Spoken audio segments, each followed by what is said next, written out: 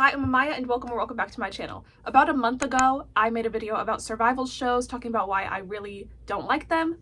And that was right before Boys 2 Planet started airing. So now that we're halfway through the show, I'm gonna run through some opinions I've heard about it and respond to them. So one of the ones that I'm surprised to see so much is that the show is unfair. This isn't an opinion, this is basically a fact. It's 100% true. The show doesn't really care to be fair, because if that was the case, then every contestant would get an equal amount of airtime.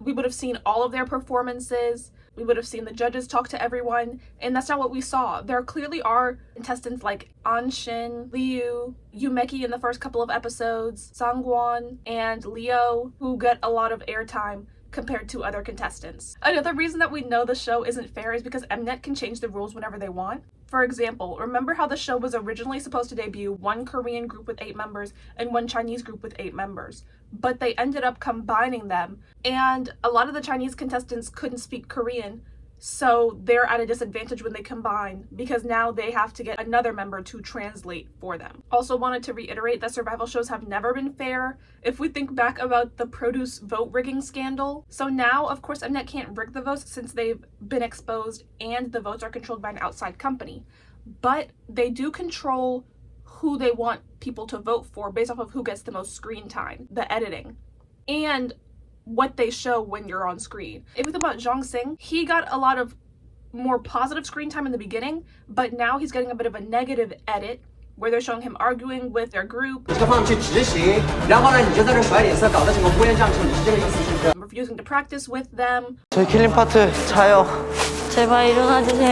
All of this is a negative edit. So if they wanted us to vote for him, they wouldn't have shown us this. When we think about someone like Sangwon, we're seeing him overcoming challenges, being liked by other popular members, working in a group, standing out, taking advice from the judges. So just because you get a lot of screen time doesn't mean that they want us to vote for you, because some of the people that get a lot of screen time are getting a negative edit. This is important because most fans aren't going to watch a bunch of content outside of the show because the show is already 2.5 hours. So what they see in the episode is going to determine how they vote. Another opinion that I've heard a lot is that people need to stop voting for untalented contestants or stop voting off of visuals. I think I have an unpopular opinion on this topic because I disagree. I think if Mnet and Wakeone wanted to make the most talented group possible, that they wouldn't have let fans vote on the show. They know that fans might vote based off of visuals, personality, familiarity, being from the same country, or potential. They want to make a group that makes money, which is why the fans get to vote. On JYP's most recent survival shows, fans haven't been able to vote, and those were Nizzy, Project Season 2, and A2K. So every elimination was up to JYP entirely. Another one, I've seen a lot of discussion around stop voting for visuals, and most of the time when they say this, people are talking about Liu. When it comes to him, I think a lot of the criticism is that he can't sing and that he only suits one concept. In regards to only suiting one concept, there are a lot of people who only suit one concept and they just ride that wave for their entire career. Also, how do we even know that he only suits one concept? We've only seen him perform 2 different concepts. One is the refreshing concept when he did the 2 TWS songs, and then one is like powerful when he did Hola Solar.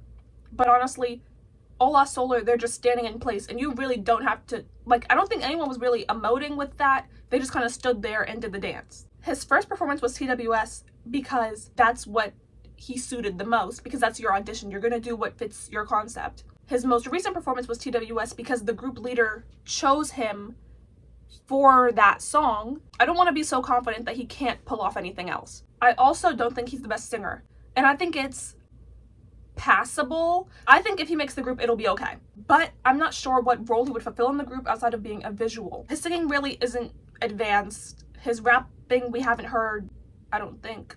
So that's what I'm curious about. Like, vocally, what would you do? The next opinion is that the episodes are too long. I think this is shared by most of the people watching the show. I agree that the episodes don't need to be 2.5 hours, especially back when it was K Planet versus C Planet. We literally were getting 5 hours of content a week. It was a lot. Now that they've merged into one show, I'm glad that it's a lot shorter, but I still think that the episodes are way too long. I've seen a lot of discussion around Yumeki, so I want to give my opinion on that. Of course, he is a great dancer, as the judges have said, the contestants have said, as everyone can see, but I'm not sure on how I think he would fit in the group. Again, I said earlier, If the people vote for him, obviously he should debut. I don't know if I could picture him in a K-pop group with any of the other contestants. I think it's going to be like Huey from Pentagon when he competed in Boys Planet. Huey made it all the way to the finale, but he didn't end up in the final group. That's what I see for Yumeki. I don't think he's going to be in the group. We also haven't seen him sing a lot. I mean, I think they could just make him a rapper. Like, if he makes it into the final lineup, they 100% will have something for him to do. When he did Brainism, there were a lot of parts where he wasn't really singing, and then he kind of tried to cheat out of it a little bit. His last performance was Whiplash, but he only had about 4 seconds of speaking in that song. I think because his career outside of the show is so well established, I don't think he'll end up in the final group. I don't know. I just don't see it right now. I think it's going to end up like Huey. Now, here is my response to the argument that any person on the show doesn't deserve to debut. Like, the people with scandals, I 100% understand that they shouldn't debut. I think that if we saw the process of making a lot of groups, there are a lot of people that we would think shouldn't have debuted that have debuted.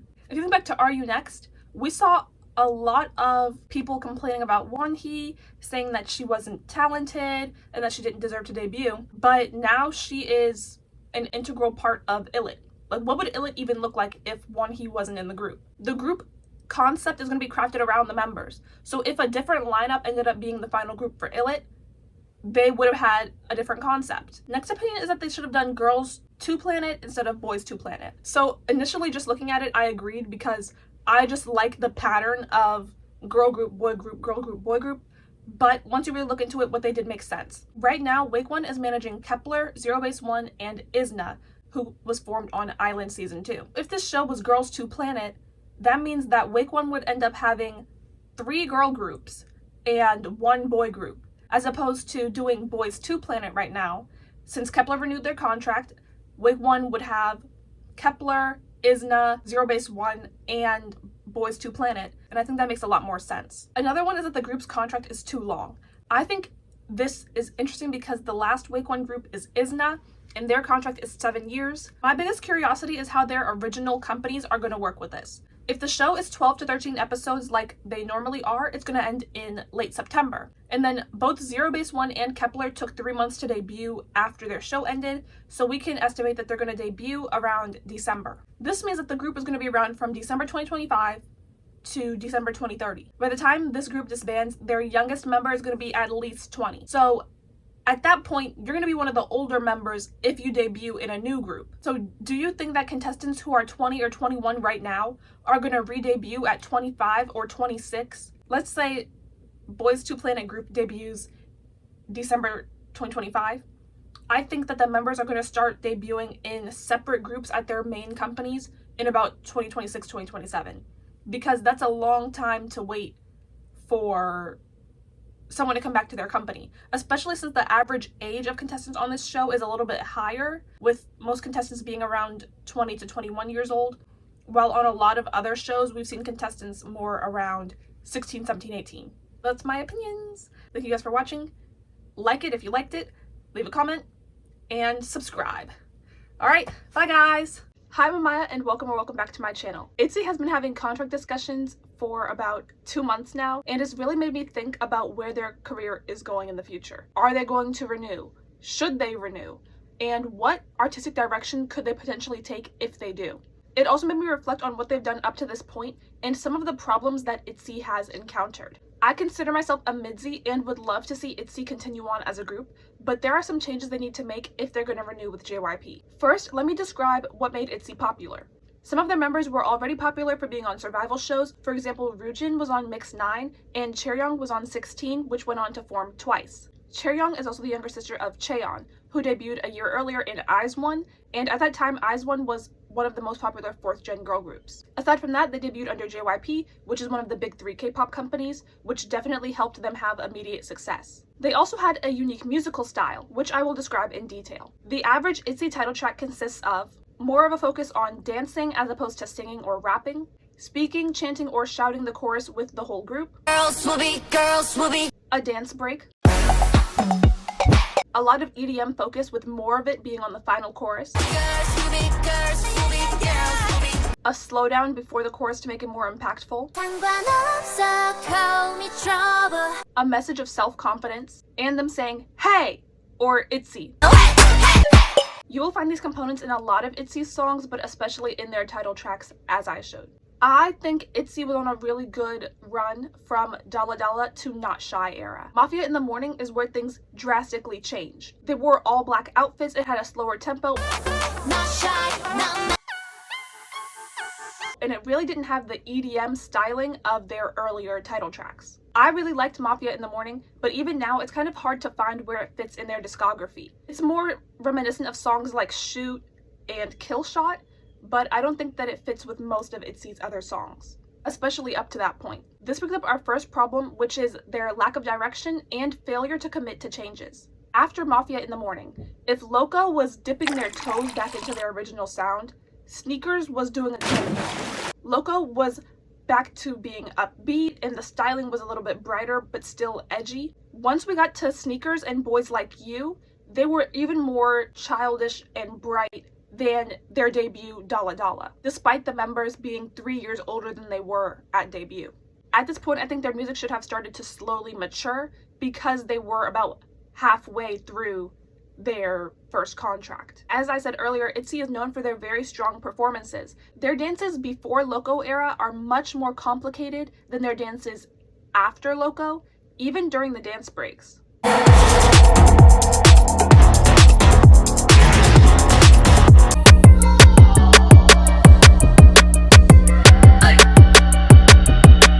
We used to see the girls on the floor, sliding and moving quickly.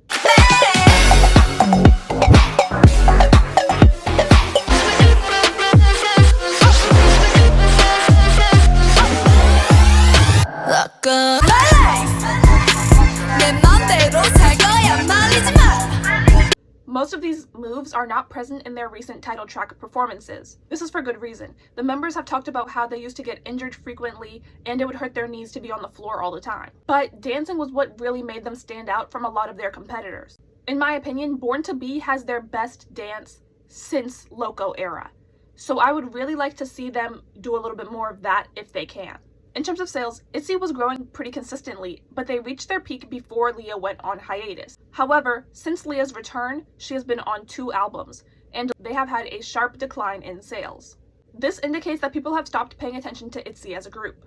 Itzy also hasn't won on a music show since they released Untouchable, and they haven't won multiple times on a music show since Sneakers era, which was back in 2022. I think it is fair to say that Itzy has reached their peak. A lot of groups reach their peak and never reach the numbers that Itzy has been able to put up. However, this is something important to consider if the girls are going to renew with JYP. Where would their career go from here? First, I'm going to show you guys how I would have reordered their title tracks to show consistent growth. And second, if I had to pick a different title track off of Itzy's albums, what song I would have chosen. Through this, you guys will be able to see more of a maturity of Itzy's sound, which I think is their main problem and why audiences have stopped paying attention to them like they were before. If I were to reorder Itzy's title tracks, I would have kept Dalla Dalla as their debut. It was very loud, in your face, and it did a great job at introducing them as a group. Next, I would have released Sneakers. Now, this is because I think Sneakers is such a bright kind of concept that they could have done it at debut instead of waiting 3 years to do it. Next, I would have released Icy, then Wannabe, so we're keeping those 2 in order. Then I would have released Cake. It was repetitive, but it would have been something a little bit more mature for them at that time. After Cake, I would have done Not Shy, then Loco, then Gold. After Gold, I would have done Cheshire, then Untouchable, Girls Will Be Girls, and Mafia in the Morning last. Because to date, I think Mafia in the Morning is their most mature concept that they've done. Mafia in the Morning was a complete shock to come out when it did, and I think that they should have waited to do that kind of concept, song style, all of it. So by reordering their title tracks in this way, it would keep their bright teen crush concept in the beginning and then slowly mature them into a darker kind of theme. So for the next part, these are not my favorite songs off of each album. Like for example, I think it might have been their debut album that had the song Cherry, and I prefer that one to Dalla Dalla, but Cherry would not make a better debut song. I just picked the song that would be the best in keeping them cohesive over the years, but still advancing the story. So Dalla Dalla through Not Shy, I am keeping the exact same title tracks. Although I really like a lot of the songs off of these albums, they don't make for better title tracks than what the group already had. Next, I chose Wild Wild West instead of Mafia in the Morning. It's the Wild Wild West! Because it fits a little bit better with some of the country theming of Not Shy. If you remember Not Shy, stylistically, they were like wearing cowboy hats. They were at a ranch in the music video.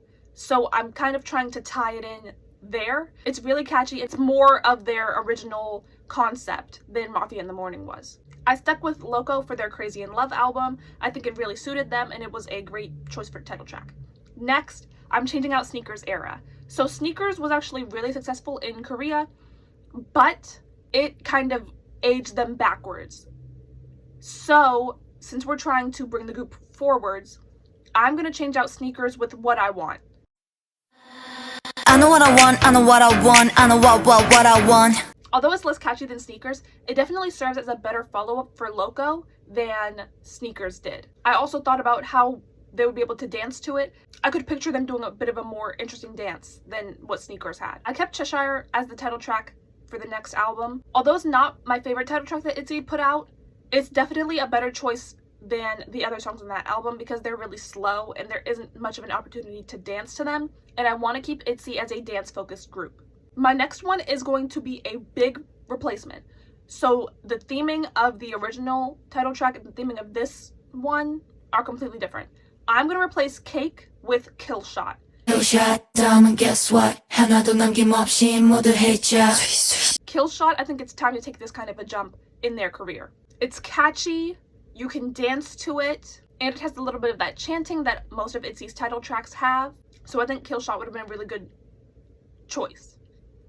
Next up, we have Born to Be. Born to be, born to be, born to be, oh. Which I feel like Kill Shot and Born to Be are like sisters. They're very close styles.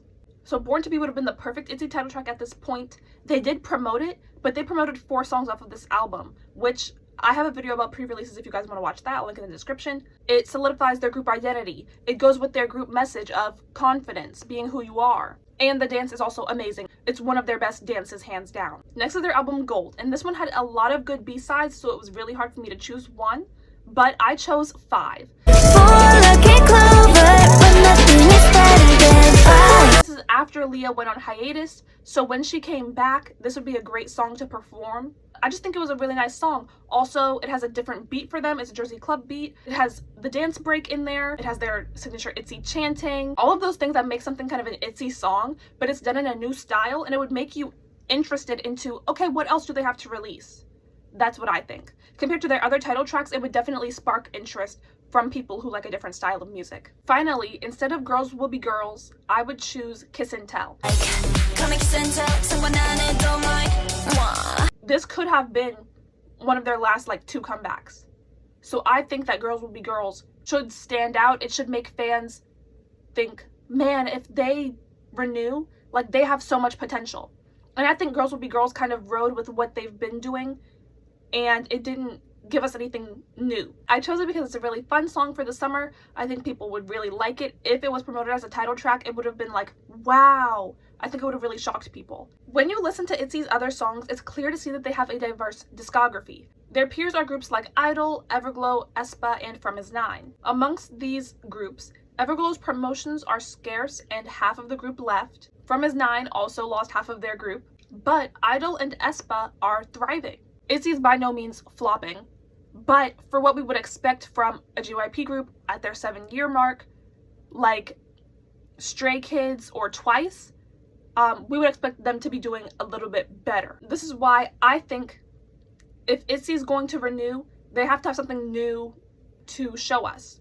They have to have some type of musical direction that is not going to be predictable, following the exact same formula that we've had for the past 6.5 years.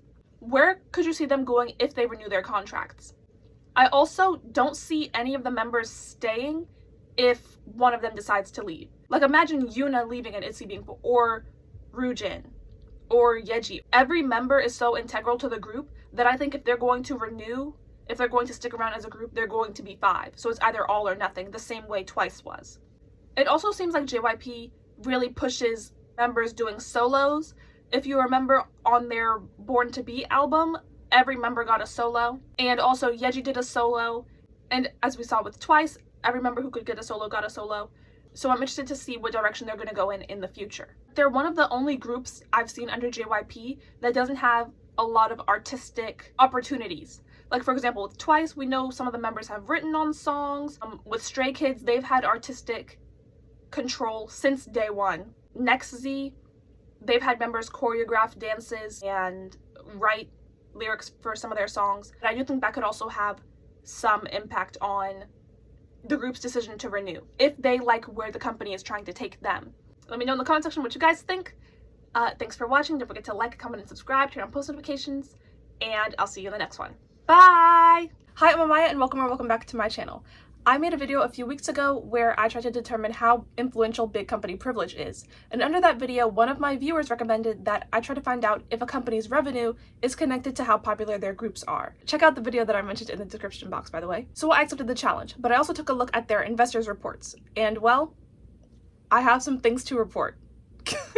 Since it's July, I would have liked to have seen data from the first half of this year, but these companies take about 2 months to put their reports out after the quarter ends. So for example, their reports for the first quarter, which was from January 1st to March 31st, didn't come out until about mid-May. So I'm not going to be able to see reports from the first half of the year until probably August. I'm going to compare each company's revenue and cost of goods sold. So revenue is how much money the company made in total, and then the cost of goods sold is how much it costs them to produce their goods or services. We can also take a look at each company's gross profits, which is how much money the company made after paying to produce their goods or services. So the formula for gross profits is just revenue minus cost of goods sold. The companies I'm looking at today are JYP, SM, YG, HYBE, FNC, and Cube. I have a small sample size because most K-pop companies are private and only public companies are required to publish investor reports. I'll start by looking at JYP since they have the most detailed information. JYP's sources of revenue were merchandise, concerts, streaming, advertisements, and appearances. Minor sources of revenue are listed in the other category. I was really surprised that merchandise was such a large portion of their revenue. According to their earnings note, this was because of merchandise sold at concerts and fan meetings. Their total revenue for the first quarter was 140.8 billion won. They broke down their cost of goods sold into producing content, artist fees, and then other expenses. Their COGS was about 89 billion won, which means that their gross profits was about 52 billion won.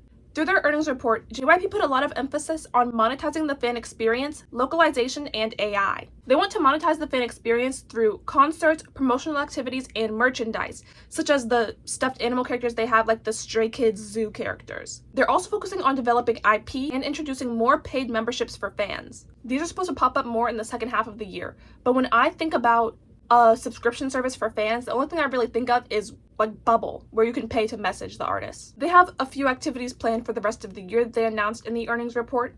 They have a new Chinese group debuting this year called CIIU. Vicha is supposed to have a comeback. Now this report was from Q1. We are now in Q3 and we have no announcement of a comeback, so I'm not sure if they're going to go through with that. They want to begin the Latin American version of A2K next year, and JYP is planning on debuting an AI artist next year as well. Moving on to SM, they emphasize a lot of the same things as JYP. SM called it their 4 pillars: branding and fan experience, expanding global distribution, diversification of projects, and expansion of IP-based business. One of the ways that SM tried to expand the fan experience this year was through a feature called AI Pet Bubble, where fans can pay to talk to AI versions of idols' pets. They're also planning on selling more merchandise through things like concerts and expanding their IP through brand collaborations. So as you can see, they're very similar to what JYP's goals are. SM's revenue for the first quarter was 231.4 billion won. Their cost of goods sold was 148 billion won, making their gross profits 83.4 billion won. In their CEO message, they made sure to mention how Hearts to Hearts is a strong IP because of how many albums they sold, getting a music show win in 15 days, and having listeners in multiple countries. Next is YG. YG always has to be different. They didn't even include the gross profits or the cost of goods sold, so all I have from Q1 for YG is their revenue. Their revenue was 100.156 billion won.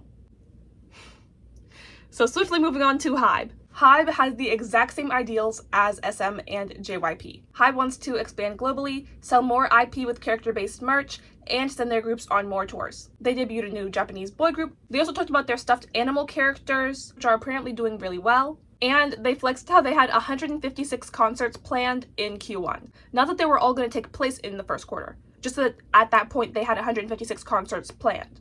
As we know now, tours are a major source of revenue for K-pop companies. HYBE also provided a lot of data. Their revenue for Q1 was 500.6 billion won. For direct artist involvement, they made 322.524 billion won. They made 178.09 billion won from indirect artist involvement. The last two companies I looked into were Cube and FNC. Now, their reports were different from the other companies. They were like over 100-page reports on the entire history of the company and their performance since their inception and all of that. So I did not read all of that, but I did get the important information that you guys wanted for this video. With that being said, let's look at my table to do some data analysis. FNC is the only company on this list who had negative gross profits for the first quarter. The companies with the highest revenue also had the highest gross profits. This makes a lot of sense. Things get a little more interesting when we look at what percentage of their revenue is going to their cost of goods sold. This was easy to calculate. Just divide the cost of goods sold by the total revenue. As revenue decreases, the percentage of revenue to cost of goods sold increase. So big companies invest a smaller percentage of their revenue into things like paying artists and producing content. This may be because groups from bigger companies have more diversified sources of income. They get more ads, have more concerts, sell more merchandise, and do more appearances. So it makes sense that they don't have to invest more money back into producing their goods. From looking at this, K-pop is a very expensive business to be in. Even in the best case scenario, over 40% of your revenue is going back into making the product. I think this is why these labels are always sending their groups on tour or producing some new merchandise like another form of a light stick or those stuffed animal things. It was also interesting to see how companies think about making money from the parasocial relationship between fans and idols. As fans, we talk about them, but the companies love them because they're so profitable. Who else is going to pay to go to every stop of a tour, collect every version of every album, buy bubble subscriptions, pre-order every item with a group member's face on it, and stream music all day long? This is also why I wonder how companies like SM and JYP are planning to capitalize off of AI idols. How would you do fan calls or convince fans to buy a bubble subscription? Now that I do think about it, I want to know how successful the AI pet bubble thing was. When SM's report for the second quarter comes out, I'm going to read that just to hear about that. You can't even do a VIP experience at a concert and do high touch or listen to sound check because it's not a real person. I was so curious about this that I went back to look at SM's investor report from when Navis first debuted. They thought it would help with globalization, and they actually had another Navis release planned for Q1 of this year, but it never ended up coming out. So I'm not sure if they're still reworking that or if they're going in a completely different direction. If you want to hear more about AI in K-pop, I have a video about that I'll link in the description. I hope you guys enjoyed this video. I don't really consider myself a numbers person, but this is probably the most fun I've had doing math in about 10 years. You guys also have really good video suggestions, so make sure to leave some more in the comment section. Subscribe, like, and I'll see you in the next one. Bye! Hi, I'm Amaya, and welcome back to my channel. I promised you guys recently that I would do a video on survival shows, so here it is. I personally have beef with survival shows. Is it just because my favorite group is always eliminated first or ends up in last place? No.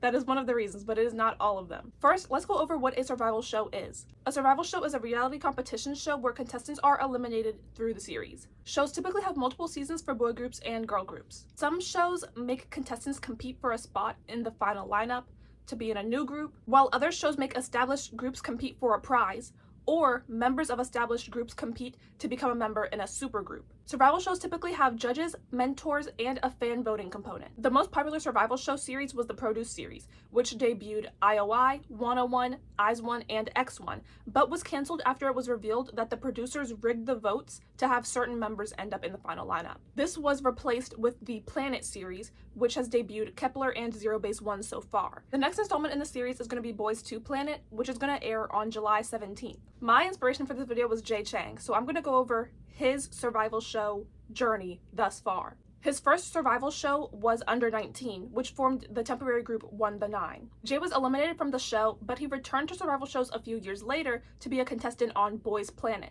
On Boys Planet, he received a lot of positive attention for his singing abilities.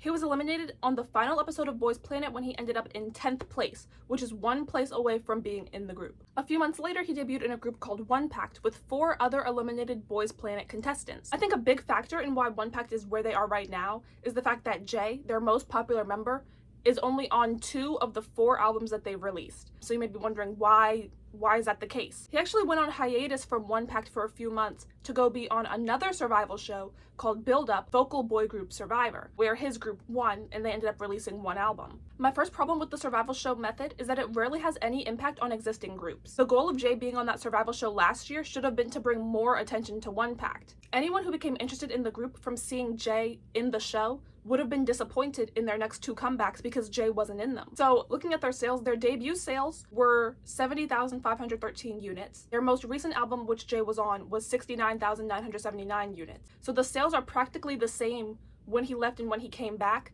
showing that the group didn't really gain anything from Jay being on the show. Something similar happened to the groups who participated in Queendom Puzzle. The final group, L's Up, debuted a month after the show ended, and since then they haven't had any comebacks and they've stopped posting on their social media. Since then, the groups who appeared on this show have had very interesting careers. Cherry Bullet, Weki Meki, Weekly, Rocket Punch, and WJSN disbanded. Lightsome dropped a digital single last year, but they haven't released an album in almost 2 years. Woo-Ah has only had 2 comebacks, and they're going on yet another survival show along with Purple Kiss. Basically, it's the exact same premise as Queendom Puzzle. They're going to take members from existing girl groups who have lost their shine and assemble a super group out of those members. But the only difference is that the judge is AI. It was supposed to come out in the first half of the year.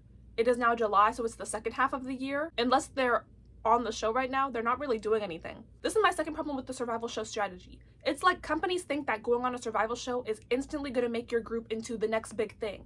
So they just, every time a show comes up, they're sending their members on there, they're sending the group on there, and then taking long breaks from putting out music, and then they take no action when it actually works. Like Woo-Ah had a really successful comeback after the show ended. People really liked that song. I really like that song. You make me wanna blush, blush. And they haven't released anything in the past year since then. Here are some of the problems that groups who are consistently sending their members on survival shows have. They don't give their groups consistent comebacks. They don't stick to a concept. They don't promote their most popular members between those comebacks. If you're going to send a member or a group on a survival show, you need to have a comeback prepared 2 to 3 months after the show ends, or you've lost all of the momentum that you had from being on the show. This is the same problem groups face when they're formed through a show. So one of my favorite groups, TNX, was formed through a survival show program called Loud. The show ended in September of 2021, but the group didn't debut until May 2022. So that's a 6-month period where they expected fans to just excitedly wait for them to come out with music. After 6 months, people are forgetting that they even watched the show. P Nation isn't known for having groups. Most of the time, P Nation just takes soloists who are well established. I think it could have really changed their career if they had debuted closer to when the show ended. Another issue I have is that some of these groups never end up debuting, which wastes months of the contestants' and the viewers' time. Mix 9 and Girls on Fire are just 2 shows that come to mind when I think about this. On Mix 9, there were girls competing to be in a girl group and boys competing to be in a boy group, and the boy group ended up winning. So they were supposed to debut, but there were contract disputes, so that never ended up happening. Girls on Fire was a vocal survival show where the girls competed for about $150,000 USD, album, a concert tour, and a global showcase. The winners were paid, but they never ended up releasing music because of contract disputes yet again. Another issue I have is that some of these survival shows are too excited to put kids on them. There were 2 shows I think about for this, which is Under 19 and My Teenage Girl. To me, this would only really make sense if you were trying to make a kids group, but they always want a group to appeal to the general public that's just like teenagers. I completely forgot the most egregious example of this, which was a show called Under 15 that never ended up airing, thank goodness. But it was meant to have contestants between 8 years old and 15 years old competing to be in a group for the general public, like not a kids group. And the showrunner said that she was just trying to reflect the current K-pop trend because people like younger singers. What? Another thing that kind of turns me off from the shows is the rigging. Kingdom Legendary War. This show burned me up. If you have multiple groups competing and the fan vote is basically everything, the fans are always going to vote for the groups that they like the most. So it's like you already know how the show's going to go when they use established groups. And then they'll try to like change your mind with the editing, like, oh no, see, he slipped up here. Hi, I'm editing. But just to bring this point home, I'm going to take a clip from a survival show and then edit it to make you feel a different emotion, and tell me if it works in the comment section.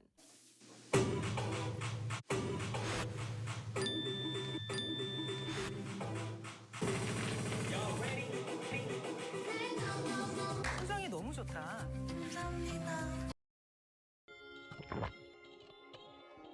1조. 자, 보자. 네.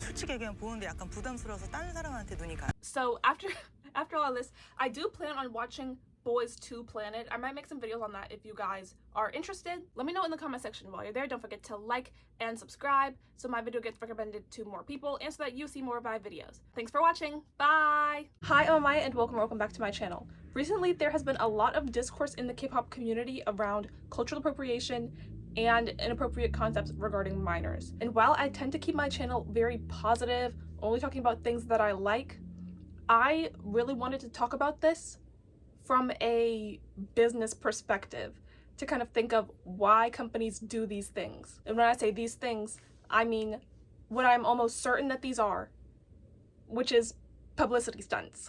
So in today's video, I'm going to go over what qualifies as a publicity stunt. I'm going to give you guys some examples, go over why it's important to know these things, and then finally I'm going to tell you guys what you can do about it. A publicity stunt is done to generate conversation around a certain thing or person. In the US, when we think of publicity stunts, a lot of the time we think of like PR relationships or staging paparazzi. K-pop companies take a little bit of a different strategy to doing publicity stunts, which is why it's kind of hard for fans in other countries to notice these things, but once you notice it, it's very easy to catch on to. So I'm going to tell you guys some things that I think were publicity stunts that K-pop companies did. First up is Cookie by NewJeans. NewJeans had very little promotion before their debut, which is super important to note. It was a strategic thing for them to decide not to do a lot of advertising of the group. Cookie was something that was going to get public attention one way or the other. I'm just gonna tell you guys some of the lyrics. Take it, don't break it, I know you want to taste it. They also say things like, looking at my cookie. International fans were kind of like, why do you guys have minors talking about this? Because mind you, there was only one legal adult in the group at the time. And the company came out and said that this song was about baking CDs. It was about making music for their fans. Whether you believe that or not, that was their explanation. My next example is Fever by Enhypen. People really do like this song, but the tone with which they sing the lyrics is way more inappropriate than Cookie. Don't stop. And then also the dance, like they're touching all up on their necks. There's a lot going on there. Fever, fever. And I feel like another thing that makes these publicity stunts is that these companies do a lot of research before they let something out. So for something like Fever, the company hears the song, okay, they like it, they buy the song, okay, they have the members record it, okay, then they edit the song, make sure it's all good, then they do the dance practice, and then they record it, and then they put the song out. There are so many people that it has to go through before it gets to that point. Someone thought it was not appropriate, or everyone collectively went, why? Why should we not put out the song? Next is Illit's Baby It's Both. It's supposed to be the English version of Tic Tac. The lyrics, not appropriate for minors. They're singing, gotta touch you now, wanna make up all night, you wanna make me scream. There is no context in which minors should be singing these lyrics, guys. Baby Don't Cry is P Nation's new girl group. It's their very first girl group. One of their new singles, oh, it's called F Girl, which first of all is a crazy name for a song that you have kids singing. In the teaser, this girl, she puts a little plastic packet on the counter. The store clerk is like, and then she opens the packet and she takes out a candy. The director knows what they were doing with that. And everybody who approved it knows what was going on. And it was not appropriate. This is for the cultural appropriation topic, which has been a really hot topic recently. I could use 1,000 examples for this, but I'm just going to use the biggest one, which is Tarzan, who is a member of All Day Project, and for some reason he's wearing cornrows, he wants to have a chain on, he's got grills in his mouth. It's just so over the top and performative. This was a calculated move by the styling team, the marketing team, like all of them came together and decided that this is what they wanted to move forward with. They have to be able to sell an image, right? So this is something that they can sell. This is what they wanted to do. This was approved by so many people. This was crafted for him. Don't forget to like and subscribe. Unlike 97% of my viewers, this will make sure that my videos get recommended to you more often. It'll also recommend my video to more people. Now, I want to make sure that you guys know the difference between a publicity stunt and a bad decision. So for example, Karina from aespa posted a picture during the Korean election season where she was wearing a red jacket, the number 2, and she had a red emoji in the caption. All of these things are signs that she's supporting a certain candidate during the election. And this was very controversial because K-pop idols generally avoid holding up numbers or wearing these certain colors during the election cycle. My second example of this is Junhan from Extraordinary Heroes, where he wrote on Bubble, which is a messaging app between idols and fans. So the idol responds to everyone, but the fans only talk directly to the idol. And what he said was that Black people have extra cells in their ears, which is why we're so good at making music. He also had some other comments where he was talking about Black people have better physical capabilities than other races and that Asians are smarter. What I want to say about this is that SM and JYP 100% would not tell their idols to say these things. Companies are businesses at the end of the day. So if people stop listening to the group, people don't want to buy a Karina solo because of her party affiliation, or people don't want to go to Extraordinary Heroes tour because of what Junhan said, that compromises their ability to make money. Their bottom line is everything. Companies want money. My last example for this category is Kiss of Life's infamous live stream. So they were dressed up doing a hip-hop concept. I think Hanul had some braids, maybe. They were doing an accent. Who's that? Who's that? Come out. People are not listening to Kiss of Life anymore because of this. And this goes with my last point.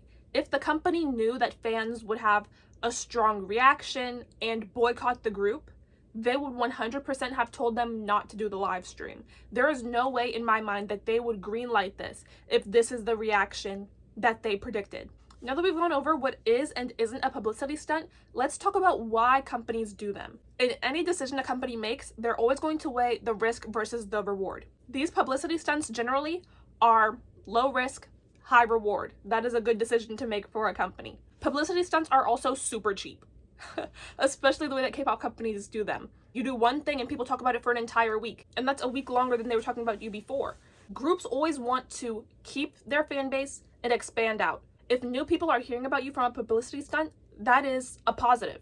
There's also no long-term harm for most groups when they do these publicity stunts, because most people who care will forget with time, and the people who don't care don't make a difference because they were never impacted in the first place. We're going to break down some numbers with these controversies.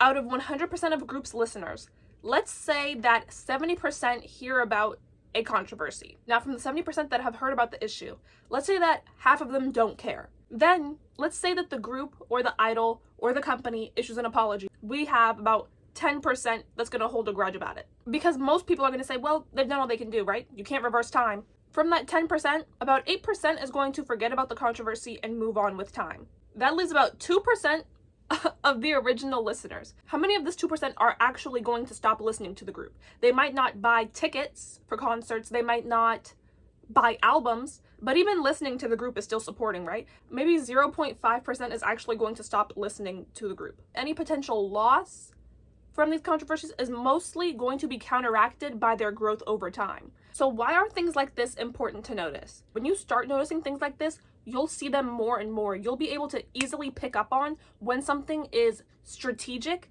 versus when something is an accident or something is just like poor planning on the company's part. You'll also be a smarter consumer and think more about the content you support. Do you want to support a group that has ideals that you don't align with? We're now on to the final part of the video. What can you personally, do about this issue? Number 1, don't support comebacks that you don't agree with. Don't buy the album, don't stream the music. Where you put your time is where you put your money. That makes a difference. Number 2, think critically about if something was done to upset the audience in terms of determining if something is a publicity stunt or if it is a coincidence, right? And number 3, research these controversies on your own. I personally know so many instances where something small happened, but people spun it into something bigger because they were going off of what other people said on Twitter, or they were just watching TikTok summarizing the issue instead of actually researching and going back to the original source themselves. That's it for today's video. I hope you guys liked it. It was a little different from what I normally do. Again, don't forget to like, comment, and subscribe, turn on post notifications for this channel, and check out my second channel, which is going to be linked in the description box. I also have a TikTok where I post pretty frequently. Thank you guys for watching. I'll be back next week. Bye! Hi, I'm Amaya and welcome back to my channel. If you've been a fan of K-pop for any amount of time, you've probably heard fans of small K-pop groups complain about big company privilege. Today, I'm going to use science to determine if big company privilege is real, and if so, how impactful it is. But first, let's go over what the big K-pop companies are. The big three K-pop companies are JYP, SM, and YG, which were established in the 90s, and since then, they have consistently debuted successful groups. HYBE is still a big company with groups like BTS and 17, but they're not a part of the big three because HYBE doesn't have the legacy of JYP, SM, or YG. Big company privilege is the idea that groups under these four companies are guaranteed success from debut, while groups from medium-sized and smaller companies have to work hard for it. For the purposes of this video, I will count groups under subsidiaries or sublabels as groups under the head company. So a group under the Black label counts as a YG group, and a group under Big Hit, Pledis, or Source Music is a HYBE group.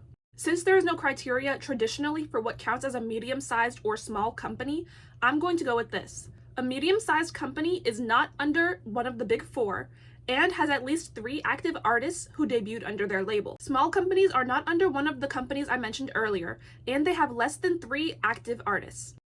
Since I've grouped K-pop companies into these 3 categories, big companies, medium-sized companies, and small companies, I will look at similar groups from each company so my comparison is as accurate as possible. The similarities I'll consider are the time of debut and the gender of the members. If one company has 2 groups for the same category, I will choose the oldest group. Now, let's make this into a real experiment. Our null hypothesis is that there is no difference in the probability of success based on what size company a group is from. Basically, that means that the company has no effect on the amount of success a group is going to have. Our alternative hypothesis is that bigger companies make more successful groups. So through my research, we're going to figure out which one of these is true. I'll put some information across the screen that is important, but would take a very long time for me to read.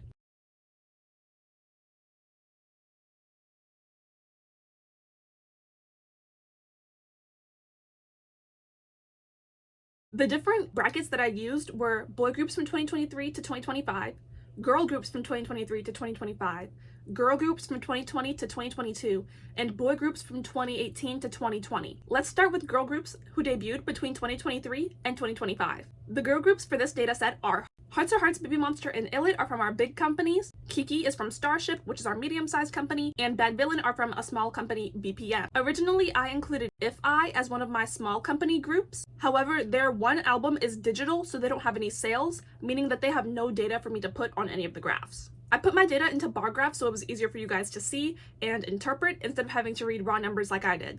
I'm going to put a legend on your screen so you can see which group correlates with which colors on the graph. Now let's get into the analysis, starting with sales. I compared debut sales, latest sales, peak sales, and average sales to get a good representation of each group's sales overall. Baby Monster had the highest sales, followed by Illit, Hearts to Hearts, Kiki, and Bad Villain. I will show my success rankings on the screen as I continue so you guys can see how I calculated them.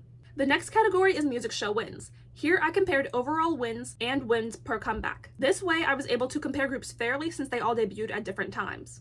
Illit ran away with this category, with Kiki and Hearts to Hearts tied for 2nd place since they both had 1 win and 1 comeback each. Baby Monster was in 4th place with 1 win and 2 comebacks, and Bad Villain was in 5th place with 0 wins. The last category is awards. I compared total wins, nominations, and the win percentage for each group. This was more difficult since Kiki had 100% win percentage, but only 1 nomination. I decided to go with a greater number of wins and nominations over the win percentage. My ranking for awards was Illit, Baby Monster, Hearts to Hearts, Kiki, then Bad Villain. The overall ranking puts Illit in 1st place, Baby Monster in 2nd, Hearts to Hearts in 3rd, Kiki in 4th, and Bad Villain in 5th. Our next sample is boy groups from 2023 to 2025.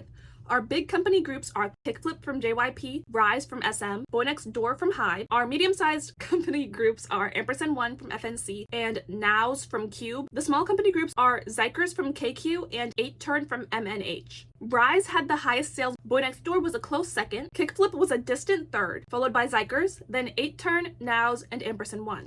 Surprisingly, the boy groups had much less music show wins than the girl groups from our last chart.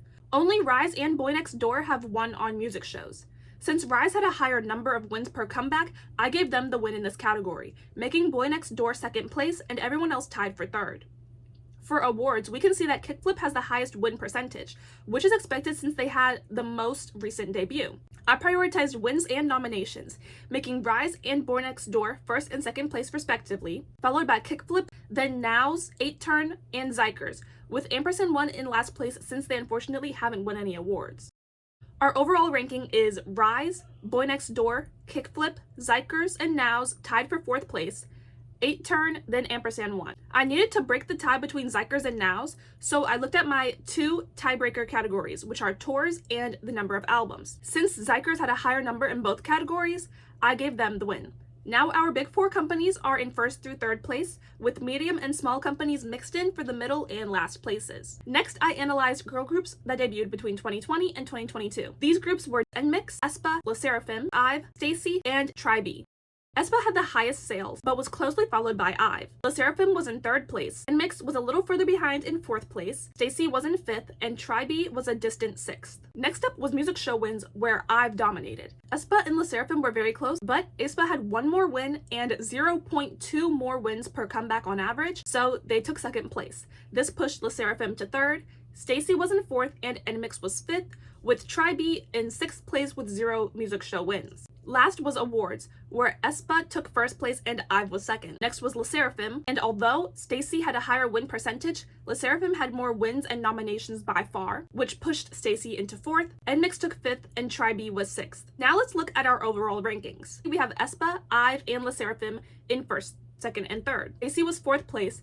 Surprisingly, NMIXX was 5th, and TRI-B was 6th. This ranking differs a little bit because IVE and STAYC placed higher than expected for coming from medium and small companies, while NMIXX slipped a little bit since they were expected to rank between 1st and 3rd place for a big company group. Now let's look at our last category, boy groups who debuted between 2018 and 2020. Our boy groups are Stray Kids, TXT, Treasure, P1 Harmony, Gravity, ATEEZ, BAE173. Stray Kids ran away with the sales category. 2nd was TXT, 3rd was Treasure, followed by ATEEZ in 4th, Gravity in 5th, P1 Harmony in 6th, and BAE173 in 7th. For music show wins, Stray Kids, TXT, and ATEEZ were 1st through 3rd, P1 Harmony was 4th, Gravity was 5th, Treasure was 6th, and once again, BAE173 was 7th. In the awards category, Stray Kids and TXT were 1st and 2nd. Treasure did pretty well in this category, securing the 3rd spot, ATEEZ was 4th, and Gravity, P1 Harmony, and BAE173 were 5th through 7th. The final ranking for boy groups from this period is Stray Kids, TXT, ATEEZ, Gravity, P1 Harmony, BAE173. Before I compare these groups overall to see if groups from big companies really fare better than groups from small companies, I have an important disclaimer about the data. I believe that these rankings are as close to accurate as I could possibly be. If you would have used another method to make comparisons, let me know in the comment section. While you're there, don't forget to subscribe, unlike 97% of my viewers, and like the video so it gets recommended to more people. So, the probability of a group from the Big 4 being in the top 3 for their ranking was 10 out of 12, or 83.3%. That is extremely likely. The probability of a group from a medium-sized company being in the top 3 was 8.33%. Our only group that did this is IVE. Then the probability of a group from a small company being in the top 3, again, was 8.33%.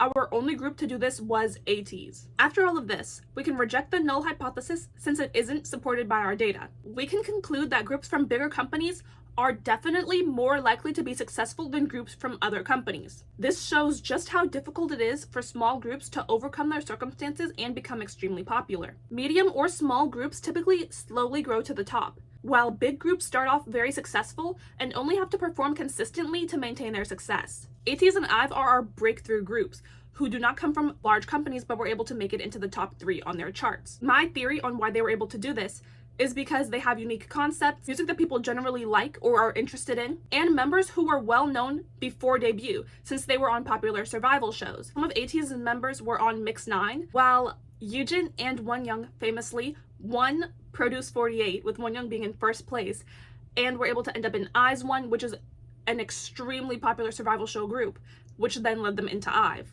They also come from companies who have had successful groups in the past. For example, KQ had Block B before ATEEZ, and Starship has had a lot of successful groups, for example, Sistar. Even then, there is still a perfect combination for these groups to become successful, since they can't guarantee the same level of success for all of their other groups. I think one thing is clear. These medium-sized and small companies cannot expect every group to perform like an ATEEZ or IVE without their level of promotion and effort from the company. If you want to see me do more research-based videos, subscribe, leave a comment on what you thought about this one. Thank you guys for watching. Bye! Hi, I'm Amaya, and welcome back to my channel. I attended my first K-pop convention, CaptureCon in DC on May 31st, and this got me thinking, why aren't there more K-pop conventions? You guys are probably aware of the most popular K-pop convention, KCON. KCON was founded by CJ E&M and Mnet, and it began in LA in 2012. But the convention has now taken place in Europe, Asia, Australia, and North America. K-pop conventions typically have two portions. The first part is in a convention center, where fans can interact with the idols, and the second part is a concert. For all the conventions I've seen, the concert happens after the convention, and the tickets can be sold together or separately. Some conventions like KCON last multiple days, while others are just one day. Now, let's look back at the question I posed. Why do we not have more K-pop conventions? KCON's West Coast stop was LA, and they expanded to New York on the East Coast in 2015. KCON continued stopping in LA and New York until 2019. Between 2020 and 2021, KCON shifted to being online only due to the coronavirus pandemic. In 2022, fans expected to see KCON return to New York, but this never happened. KCON has continued to expand globally, but they dropped their second stop in the US. Now that I've discussed KCON, let's talk about other K-pop conventions. CaptureCon had its first event this year. It had two parts, the convention and concert, but I only attended the concert. The performers were Lucky 8 Dance Crew, Hoyeon, Ampersand1, and Black Swan, in that order. The dance crew won the convention's dance competition earlier in the day, so they got to perform 2 songs.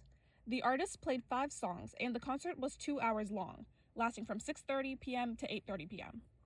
A little less than half of the seats in the center were filled, and for a few weeks before the concert, they started selling tickets for $25. For reference, I bought my tickets for $50 each, and I was in box 25. Overall, I was satisfied with the event, and I would definitely consider coming back next year, depending on who the performers are. CaptureCon's organizers were interviewed by a local news station. They said they were inspired to start their own K-pop convention because there weren't any on the East Coast. Some other K-pop conventions across the US are K-Play Fest, WeBridge, and K-Pop Minicon, which is also set to have its first event this year.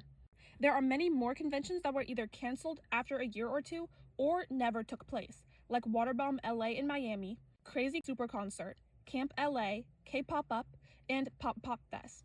In 2016, 4 years after KCON began, CJ E&M America's chief executive officer was interviewed by Korea Times. She said that their conventions in North America just let them break even though they had tens of thousands of attendees. This is the biggest reason why we don't see more independent K-pop conventions. As I said earlier, KCON is run by CJ E&M and Mnet. They also have corporate sponsors behind them, so by now they should be turning a profit. However, it's easy to understand that companies don't want to invest in K-pop conventions if it takes 5 or more years for them to become profitable. Smaller conventions also have a harder time promoting themselves since they have a smaller budget for marketing. They might just post videos instead of running them as advertisements on social media to save money. This budget also makes it harder to afford experienced staff and to book artists, because bigger performers will cost more to book. This is also why smaller conventions like CaptureCon and Minicon only have a few performers.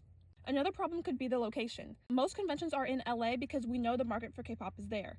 Going to smaller cities will make it harder to find an audience for these conventions. People are also more skeptical of conventions outside of KCON.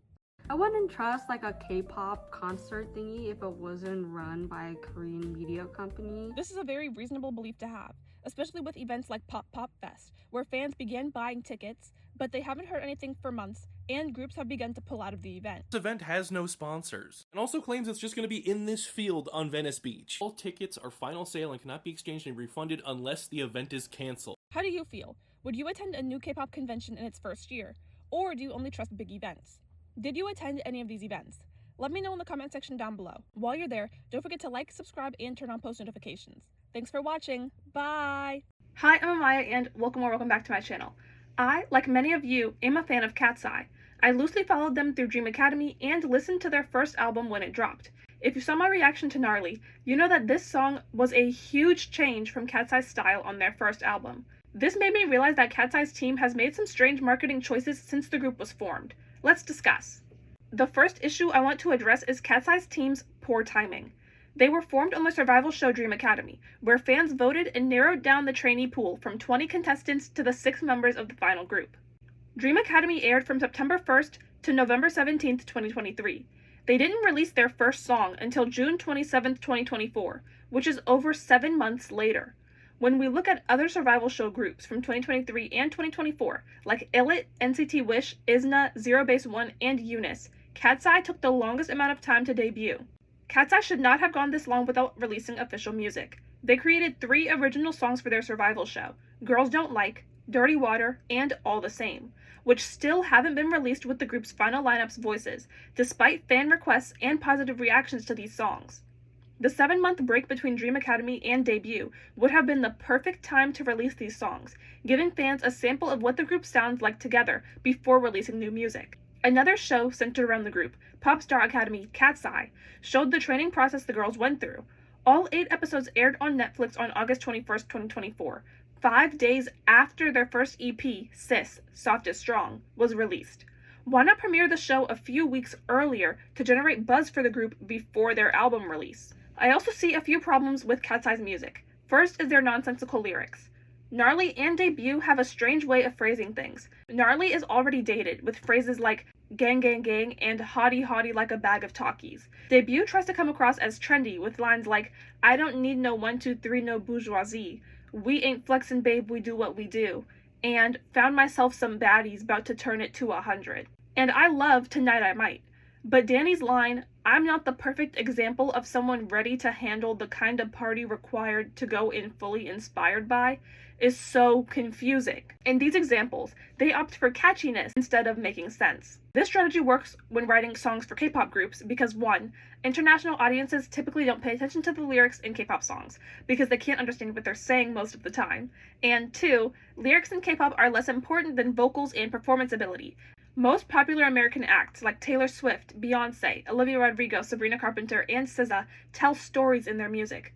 For Katseye to appeal to a greater American audience than just K-pop fans, I think they need better songwriting.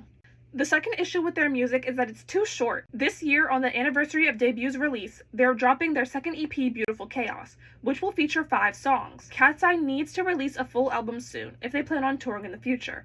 This is because all of their current songs range from 2 minutes and 3 seconds to 2 minutes and 36 seconds, meaning you can listen to all 6 of their songs in just 14 minutes. Another reason I suggest longer songs for Katseye is because if they want to keep up the experimental sound from Gnarly, their songs need to be longer to make them less jarring. The next problem is that Katseye needs to find their audience. When we look at their songs, Debut and Touch are completely different from the raunchiness of Gnarly. Any kid or tween who listened to their first album will likely not be able to listen to Gnarly.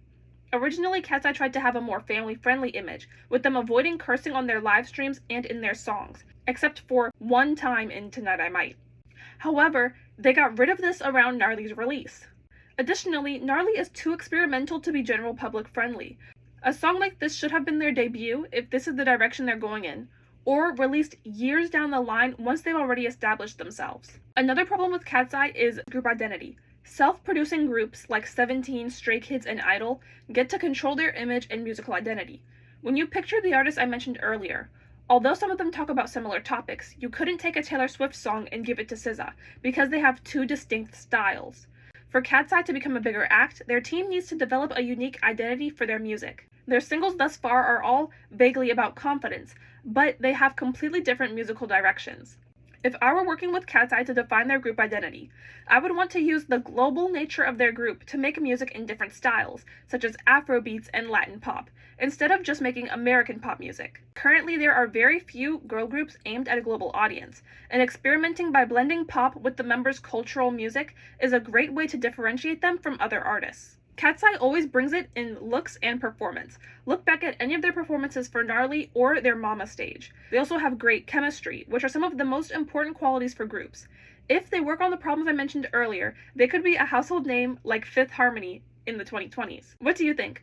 Should Katseye take my advice? Let me know in the comment section. While you're there, like, comment, subscribe, and check out my social media accounts linked in the description box. Thanks for watching. Bye! Hi, I'm Amaya, and welcome back to my channel. Have you ever seen a misleading trailer for a song that led you to avoid the project when it was released?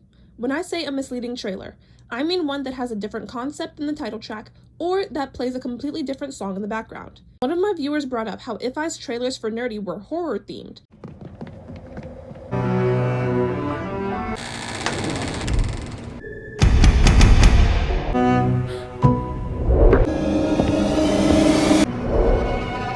but the song was cute. A trailer is the first taste fans get of a new comeback, so it plays a large part in drumming up excitement for a new album.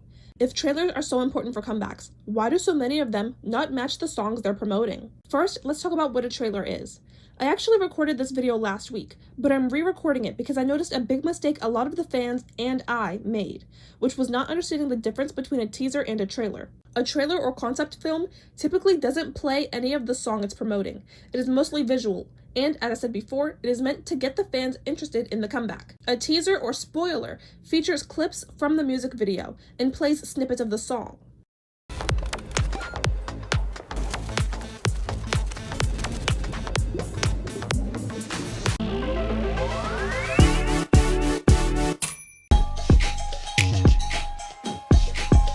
In the original video, I researched Sneakers by Itzy, Love Dive by Ive, and Nerdy by If. All of these groups had trailers or promotional videos that were completely different from the final song. The most famous example of trailers misleading a fanbase are Itzy's Sneakers, where their concept films showed them in princess outfits with slow orchestral music in the background. As it got closer to release day, the teasers sounded more like the actual song, and showed clips from the music video. Sneakers was upbeat and loud, which was completely different from its original trailers.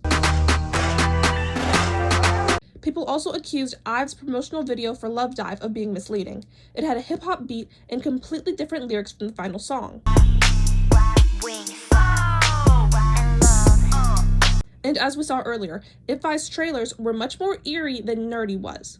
However, their teasers were accurate to the final songs. Why then do we see fans upset about trailers not matching the song? This is because fans see all videos promoting a comeback as teasers. They assume clips are from the music video, and that any song playing is going to be the song they're promoting. I don't think groups are trying to purposefully mislead their fans. Instead, I think the problem is with communication. When fans think they're being misled, the group is failing to market successfully. I think LE SSERAFIM and ENHYPEN have the best approaches to trailers, which is making them cinematic. Itzy did this with their trailer for Girls Will Be Girls. This makes it clear to fans that the trailer is just promotional. During Sneakers' era, Itzy's concept films were short and played music, which made it easy for fans to confuse them with teasers. Different formats and visual styles will make this way of marketing more successful and easily understandable for the fans. What do you think? Have you ever confused trailers with teasers? Do you think trailers should be more related to the final song, or do you like the creativity that they have? Let me know in the comment section down below. While you're there, like this video, subscribe, and turn on post notifications. You can also check out my TikTok and second channel, which are linked in the description box. Thank you for watching. Bye!